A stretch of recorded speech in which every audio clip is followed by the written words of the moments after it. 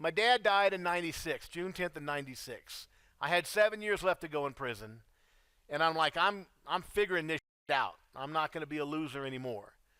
And so part of my process, in addition to the mindset and the personal development and all that kind of stuff, I decided I'd been reading all the books from Tony Robbins and Tom Hopkins and Stephen Covey and, all these really Grant Cardone and, all these famous people. And I'm like, I think I might like to do that one day, right? So I decided to take a college English course that they offered through the prison. Well, in order to take the English course, you had to take a little entrance exam, more or less. And the entrance exam was basically writing a 5-paragraph essay. Tell them what you're going to tell them, the intro, tell them the 3 things, and then tell them what you told them, the conclusion, right? I failed the test. I was so f***ing stupid, I couldn't take the class. That's how bad it was. Like, you're too dumb to learn, was kind of what they were telling me. And so I said, well, what am I going to do? I want to learn how to write because I want to be like these guys one day. And they said, well, we have some basic, elementary school stuff, basically, basic grammar, basic sentence structure. You can take those courses. And it was a little embarrassing. I was in my 30s. It was a little embarrassing, right? But I wanted to be the very best. I wanted to get good at it. I was hungry. I wanted to get really good at it. So I swallowed my pride, and I went and I took the fucking courses. And I learned how to spell. And I learned how to structure a sentence and a paragraph and eventually chapters. I went on to get a law degree. You do a ton of writing in law, right? You're writing brief after brief after brief.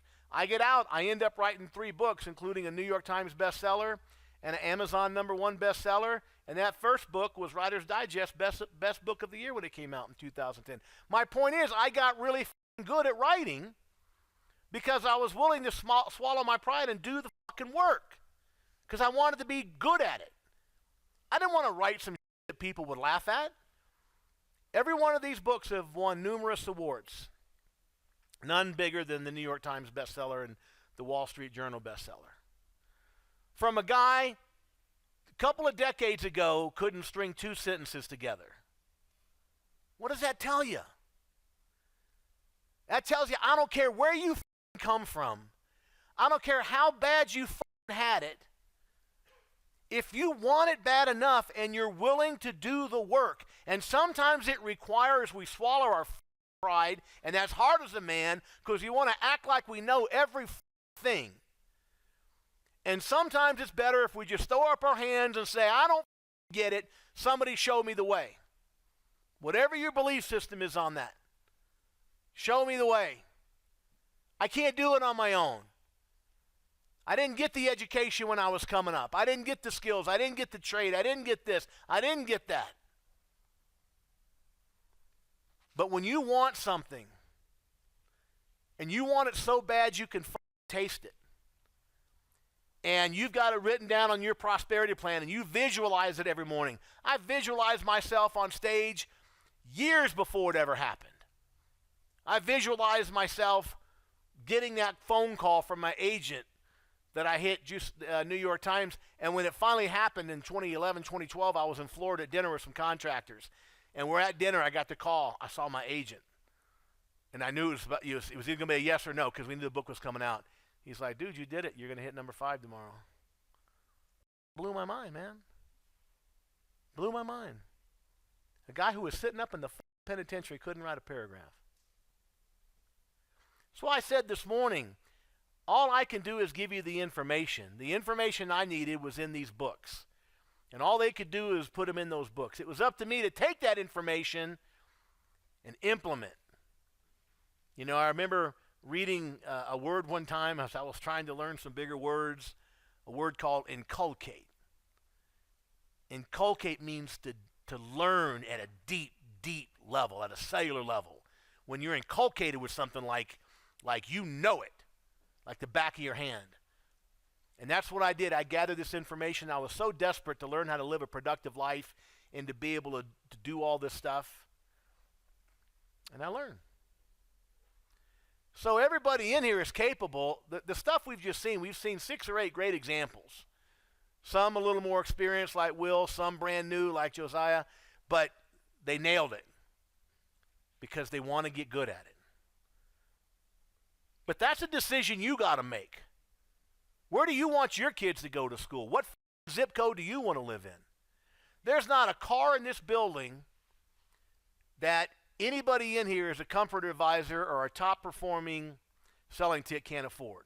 Now, I'm not saying all of them, but there's every one of them in here is within your grasp. How bad do you want it? Do you want it this bad that you'll do it if it's not too big a pain in the ass? Or are you like me? You want it this bad. Nothing's going to stop you. Your pride's not going to get in the way. Obstacles aren't going to get in the way. Women problems aren't going to get in the way. Money problems aren't going to get in the way. Legal problems aren't going to get in the way. I had every obstacle you can name on this planet. People dying, people leaving me. I had, for years in the penitentiary, I had to call my ex-wife's house and go through some other mother to talk to my son. Some of you may know what that's like. You may have an ex with a kid. But you got to talk to some other man to talk to your kid? Are you kidding me? I'd say that motherfucker lucky to be alive, but he died of cancer a couple of years ago. I'm not laughing about it. Not saying he had it coming or nothing. But I'm just saying, man shouldn't have to go through another man to talk to his son. That's my fucking son. I went through everything. I got my ass beat in the penitentiary a couple of times so bad I couldn't see straight. I was playing a game of spades one time with a dude who was kind of my road dog. We hung out all the time. Big dude, 6'4", big dude. But super cool, super chill.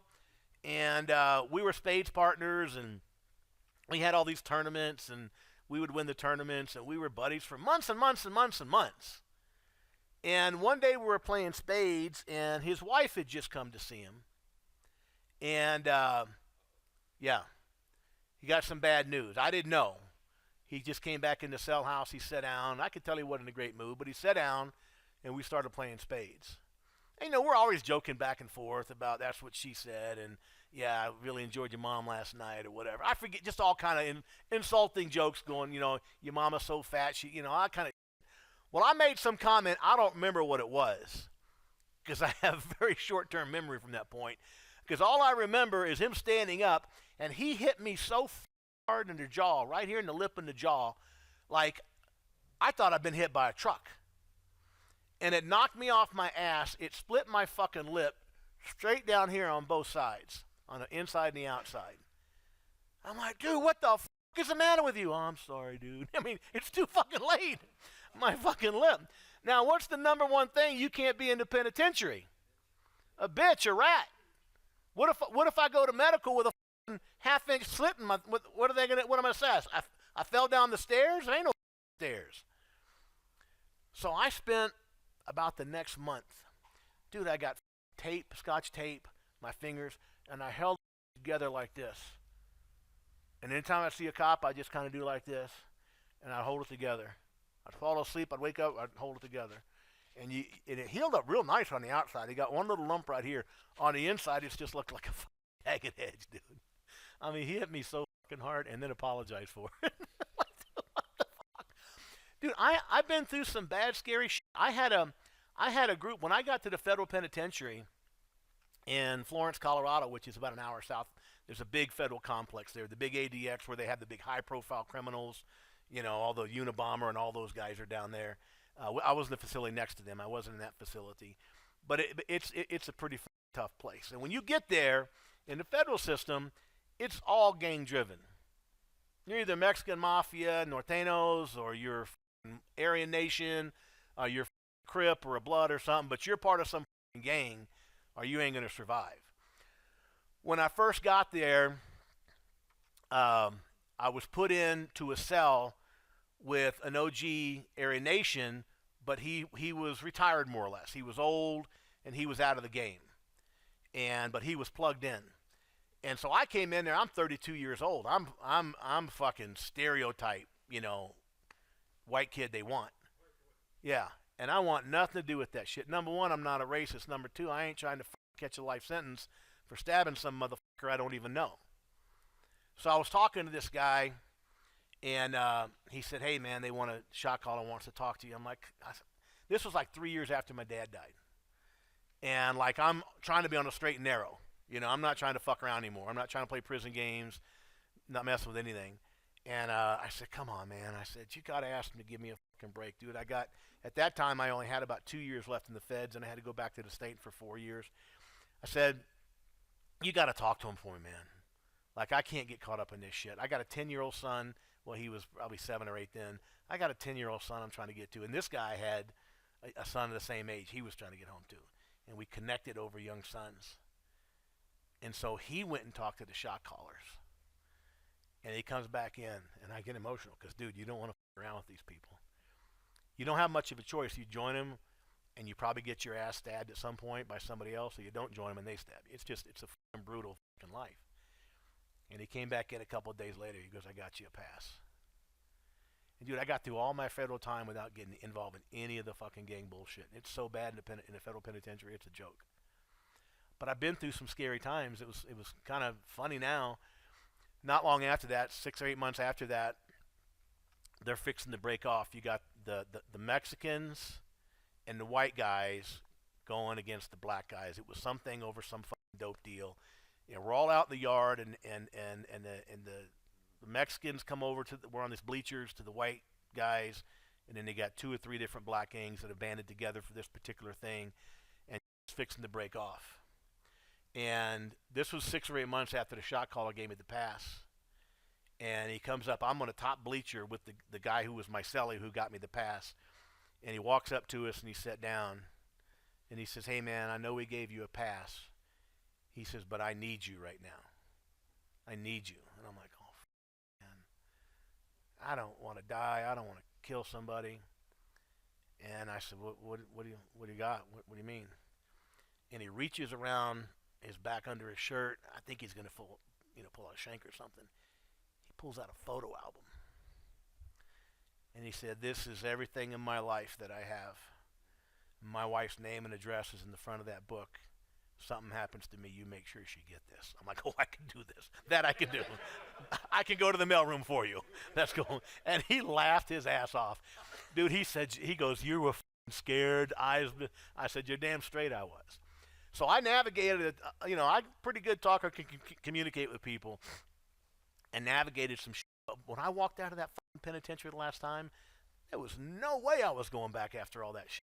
That's one-tenth of the bullshit I went through over those 13 years. I'm like, I can't never go back.